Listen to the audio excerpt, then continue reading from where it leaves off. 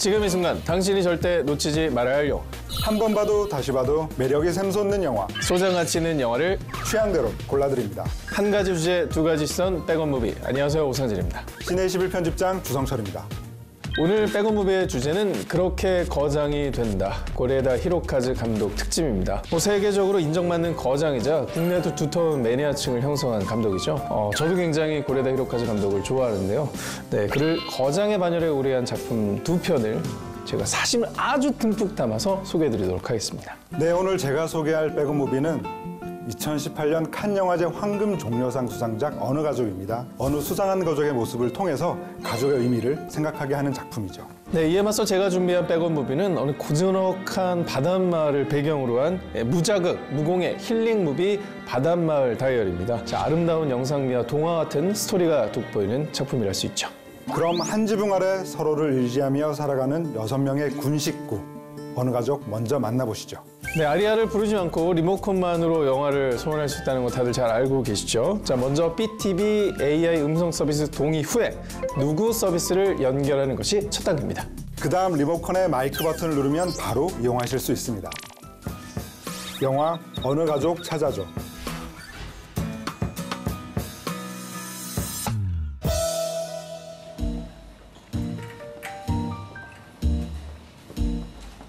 마트에서 물건을 훔쳐 생활하는 생계형 도둑 쇼타와 오사무. 둘은 손발이 꽤 잘 맞는 환상의 콤비입니다.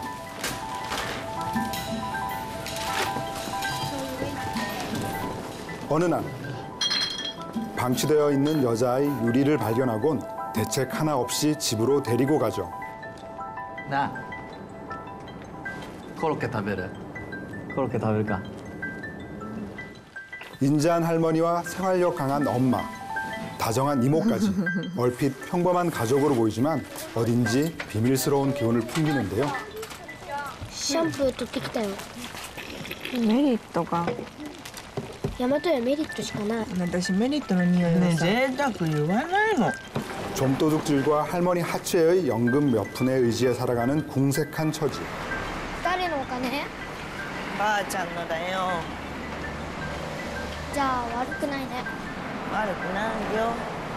그럼에도 불구하고 이들은 서로를 보듬어가며 오순도순 살아갑니다. 그러던 어느 날 ねえ、ユリが映ってる。 뉴스를 통해 유리의 실종 사건이 보도되고 이들은 졸지에 유괴범으로 몰리고 말죠. 見ちゃったんだ。あんたがあの女の子と一緒にいるところ。 설상가상, 쇼타의 절도 행각마저 발각되며 이 수상한 가족이 품고 있던 무서운 비밀이 낱낱이 드러날 위기에 처합니다. 子供に万引きさせるの後ろめたくなかったですか? お金を教えられることが何にもないんです. 과연 모든 것이 밝혀진 후에도 아슬아슬한 이들의 관계는 끝까지 유지될 수 있을까요? 영화 어느 가족입니다. 네, 고레다 히로카즈 감독의 작품들에는 한 가지 공통점이 있습니다. 바로 가족을 소재로 하고 있다는 점인데요. 네, 그 중에서도 어딘가 결핍이 있는 가족들의 모습을 통해서 진정한 가족의 의미를 다시금 생각하게 만들죠. 영화 어느 가족은 거기서 한 단계 더 나아가서 사회가 인정하지 않는 관계도 과연 가족이라고 부를 수 있을까라는 질문을 던지는데요. 가족의 개념을 보다 넓게 확장했다는 점이 바로 이 영화의 백업 포인트라고 하겠습니다. 네, 사실 이 가족의 객관적인 상황만 놓고 보면은요, 막장 드라마나 시사 프로그램에 예, 정말 출연해도 좋을 정도의 모습을 가지고 있습니다. 도둑질을 밥 먹듯이 하고요.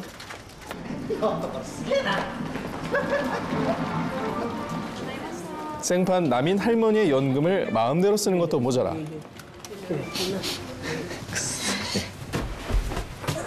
뻔히 보호자가 있는 아이까지 데리고 와서 삽니다. 안녕하세요. 이 정도면 거의 철컹철컹 잡혀갈 그런 가족의 모습이 아닌가 싶기도 해요. 네, 이 영화는 실제로 일본에서 일어났던 연금 사기 사건을 모티브로 해서 제작이 된 영화인데요. でもよ、今日外寒いんだよな。明日でいいんじゃないのか。ダメだよ。うち汚せじゃないんだから。まっすぐ？そこ右。그거. 그런데 신기한 것은 이들이 간악무도해 보인다거나 이들의 상황이 고통스러워 보이지 않는다는 점이에요.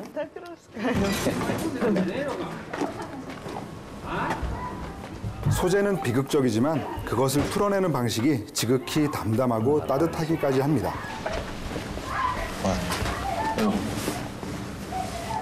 그러다 보니 영화를 보다 보면 어느새 이 수상한 가족의 속사정에 귀를 기울이고 연미를 느끼게 되죠.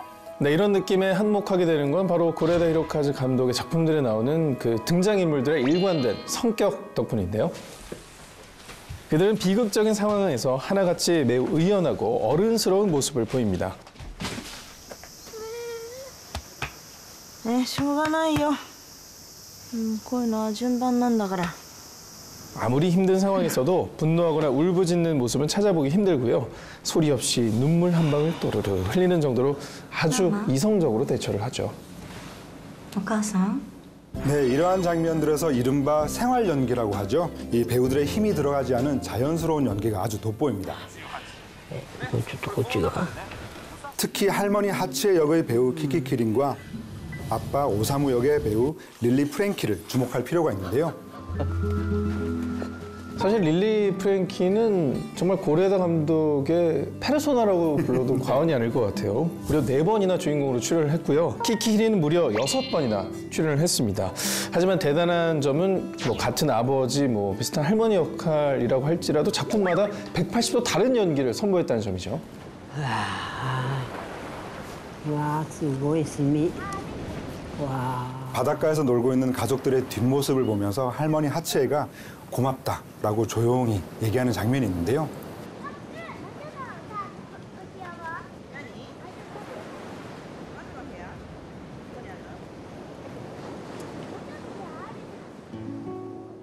네, 이 장면은 할머니 역을 맡은 배우 키키 키린의 즉흥적인 애드립 대사였다고 하는데요. 이 키키 키린이 왜 고레다 히로카즈 감독의 페르소나라고 불리는지 인정할 수밖에 없는 대목이죠. 네, 그런가 하면 두 아역 배우의 명품 연기 역시 언급을 하지 않을 수가 없습니다. 놀라운 점은 쇼타와 유리, 이 두 아역 배우가 어느 가족이 데뷔작이라는 점인데요. どうしたのそれ転んだやけどだろ誰にやられたのママ 자, 이처럼 고레다 히로카즈 감독은 매 작품마다 정말 보석 같은 연기 신동을 발굴해내는 것 같아요. お母さんね今好きな人がいるの 네, 그의 2004년 작품이죠. 아무도 모른다의 야기라 유야는 그해 칸 영화제에서 최연소 남우주연상을 수상하기도 했었고요. 이처럼 놀라운 성과 뒤에는 고레다 히로카즈 감독만의 획기적인 아역 연기 교수법이 숨어 있다고 합니다. 바로 촬영 날까지 절대 먼저 대본을 보여주지 않는 것인데요. 촬영 당일날 직접 대사를 읽어주면서 최대한 자유로운 분위기에서 즉흥적인 감정을 이끌어내는 바로 눈높이 디렉팅을 하는 것으로 유명합니다.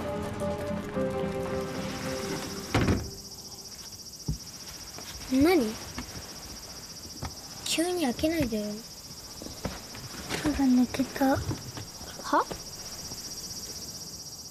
게다가 영화 중반부에 유리의 앞니가 빠져서 함께 지붕 위에 던지는 장면 있잖아요. 이 장면은 실제 영화 촬영 중에 아역 배우의 이가 빠진 것을 보고 현장에서 즉흥적으로 연출한 장면이라고 하는데요. 네, 이렇듯 고레다 감독의 작품 속에는 특별한 장치가 없고요. 실제로 극적인 사건이나 복선도 존재하지 않습니다. 자, 오로지 디테일이 살아있는 연출만으로도 묵직한 감동을 선사하고 있죠. 거장의 섬세한 터치만으로 거대한 울림을 주는 걸작 어느 가족 꼭 백업해 두시기 바랍니다. 네, 이번엔 제가 소개해드릴 차례입니다. 눈과 귀는 물론 미각까지 자극하는 고레다 히로카즈 감독표 힐링 무비 바닷마을 다이어리입니다. 영화 바닷마을 다이어리 찾아줘.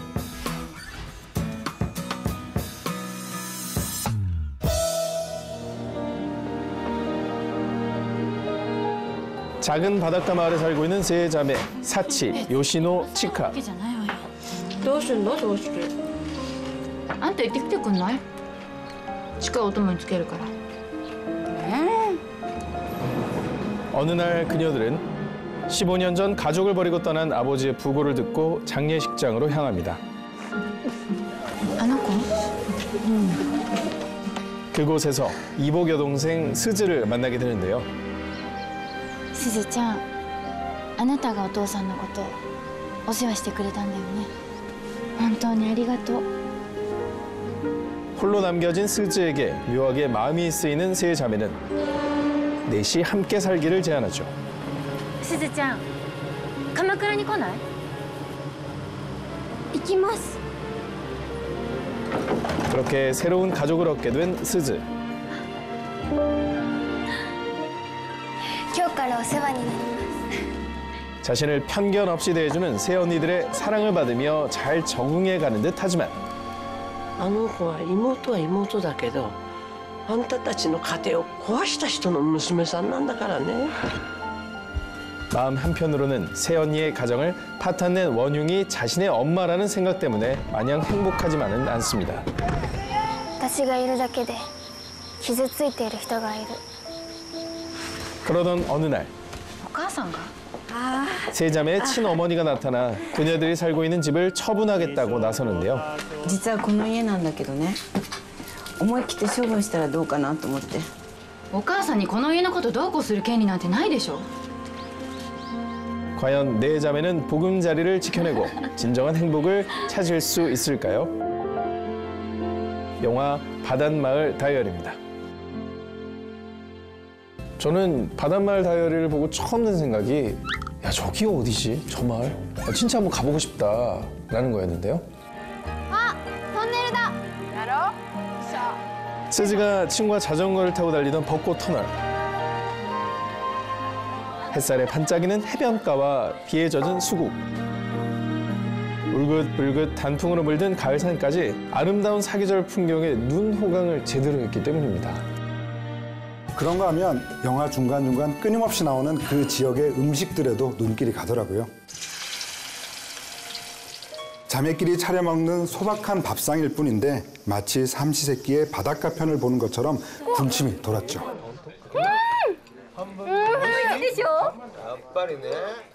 네, 고레에다 감독의 작품 속에서 느껴지는 특유의 따뜻한 분위기가 시각적으로 아주 잘 표현된 작품이 아닐까 싶은데요. 네, 그야말로 눈과 귀는 물론 미각까지 자극하는 오감만족 힐링 무비. 바로 이 점이 이 영화의 백업 포인트를 하겠습니다. 이 영화의 촬영지는 일본의 가마쿠라라고 하는 지역인데요. 많은 분들에게 만화 슬램덩크의 주요 배경으로 유명한 곳이죠. 제가 바로 이곳에 2년 전에 다녀온 적이 있습니다. 정말 아름답고 매력적인 지역이었죠. 저한테 알려주지도 않고 다녀주신 물론 그때는 모르는 사람이었죠. 모르는 사람이었죠. 하여튼 뭐 어떠셨습니까? 생생한 경험담 좀 들려주시면 좋을 것 같은데요. やだ、もうダメだ。走れば間に合うよ。 네, 그 영화 속의 모든 촬영지들이 바로 거기 있었는데요. 이 네 자매의 집 근처에 있었던 그 기차역. 장녀 사치가 애인과 함께 도란도란 이야기를 나누던 그 해안가가 또 있었고요. 또 마지막으로 자매들이 잔멸치 덮밥이라고 하는 그 지역의 음식을 먹는 식당까지 영화 속의 명소들을 다 둘러보고 왔었습니다. 그중 가장 인상적이었던 곳은 사치와 스즈가 속마음을 털어놓으며 서로를 보듬어주던 산 정상이었습니다. 어찌나 가파른지 아무리 사이가 나쁜 가족이라도 서로 의지해서 올라가다 보면 절로 동지애가 생길 것 같더라고요. すずはここにいていいんだよずっと 사실 고레다 감독님이 직접 추천해준 촬영지들이었는데 네. 여기를 실제로 갔다 왔다고 하니까 정말 놀라시더라고요. 그래서 거길 갔다 온 사람이라면은 내가 흔쾌히 시간을 더 내서 인터뷰를 하겠다라는 말씀까지 하셨죠.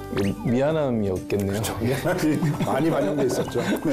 근데 궁금한 게 거기 아까 말씀하신 잔멸치 덮밥 혹시 네. 뭐 드셔보셨나요? 사실 그 잔멸치라고 하면 사실은 이 조그만 이 밥그릇 안에 네. 잔멸치가 거의 한 5,000마리는 들어간 것 같거든요. 어떻게 먹은 거예요? 잔멸치, 마른 멸치가 올라간 거예요? 그냥 이렇게 그 찐 잔멸치를 찜을 밥 해가지고 위에 이렇게 덮어. 밥에 덮밥 덮어가지고. 종류죠. 덮밥, 네. 뭐 간장 같은 거 이렇게 살짝 그려서 네. 괜찮겠네, 밥반찬은. 재밌는 거는 고레에다 히로카즈 감독이 간장게장을 굉장히 좋아하시는 분이라는 건데요. 그 작품 세계만큼이나 미각 역시 굉장히 섬세하고 또 특별한 분인 것 같네요. 또 그런가 하면 인물들에 대한 관찰력 역시 굉장히 뛰어난 분인데요. 바닷마을 다이어리는 동명의 만화를 원작으로 삼고 있는데요. 원작 속의 캐릭터들과 에피소드를 다채롭게 표현하기 위해서 실제 배우들의 평소 행동에서 힌트를 얻었다고 합니다. 극중 치카가 급하게 식사를 하는 장면은 치카 역의 배우 카오의 실제 식습관이고요. 네, 이만. 스즈가 매실에 이름을 새기는 장면도 촬영 중간 스즈 역의 배우가 장난으로 글씨를 새기는 모습을 보고 추가한 장면이라고 하죠. これ鈴の巣だ。 순간순간 배우들 행동을 보고 캐치해내는 타고난 어떤 감수성과 능력이 있는 그런 감독인 것 같은데, 아울러 비극적인 현실을 담담하게 서술해내는 고유의 연출 스타일이 이 영화에도 고스란히 또 드러나고 있죠. 맞습니다. 어떻게 보면 콩가루 가족이라고 부를 만한 아주 복잡한 가족 관계를 보여주고 있지만 그 안에서도 이 네 자매의 일상은 아주 평화롭게 그려지고 있죠. ごめんなさい。うちのお母さんのこと奥さんがいる人を好きになるなんて。 맏언니 사치가 스즈에게 건네는 진심이 담긴 한마디의 위로가 그 정점을 찍는데요. 誰のせいでもないんだよ。 영화를 보고 있는 제가 다 위로를 받는 느낌이었습니다. ただいま。お食べなかったからアサリにしたよ。あと鎌倉カスタード。 네, 위로를 받고 싶은 분들에게 강력 추천해 드리겠습니다. 미리 만나는 봄날처럼 마음이 따뜻해지는 영화 바닷마을 다이어리 여러분 꼭 배고파 두시기 바랍니다.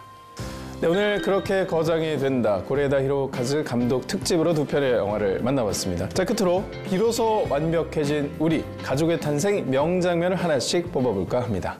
네, 어느 가족에서 뽑은 비로소 완벽해진 우리 가족의 탄생 명장면은 쇼탄의 가족이 바닷가에서 물놀이를 즐기는 장면입니다. 다 함께 바닷가로 여행을 떠난 쇼탄의 가족. 그곳에서 잠시 팍팍한 현실을 뒤로하고 행복한 시간을 보내는데요. 진짜 아빠와 아들처럼 남자끼리만 할 수 있는 비밀 이야기를 나누는 쇼타와 오사무. 最近朝ここ大きくなったのか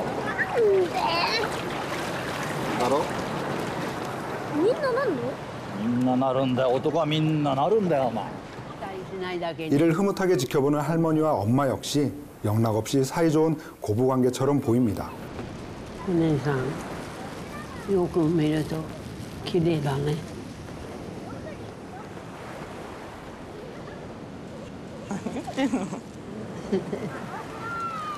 한 폭의 아름다운 그림 같은 어느 가족의 모습.